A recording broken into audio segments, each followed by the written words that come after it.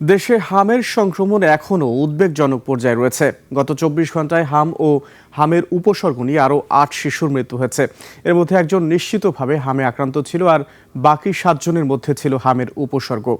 স্বাস্থ্য অধিদপ্তরের তথ্য মতে একই সময় সারা দেশে নতুন করে ১,৪৮৯ জন সন্দেহভাজন রোগী শনাক্ত হয়েছে। এর মধ্যে ১২৬ জনের শরীরে নিশ্চিতভাবে হামের অস্তিত্ব পাওয়া গেছে। নতুন করে হাসপাতালে ভর্তি হয়েছেন ১,১৭৩ জন, আর সুস্থ হয়ে বাড়ি ফিরেছেন ৯৫৫ জন।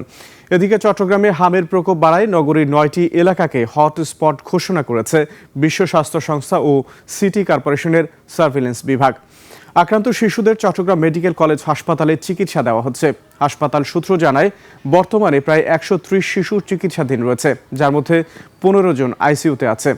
চট্টগ্রাম মেডিকেলের তথ্য অনুযায়ী মার্চের শেষ দিকে থেকে এখন পর্যন্ত হামের উপসর্গ নিয়ে ৩৫ শিশুর মৃত্যু হয়েছে। তবে স্বাস্থ্য অধিদপ্তরের হিসেব বলছে একই সময়ে চট্টগ্রাম বিভাগে মারা গেছে ৩১ জন।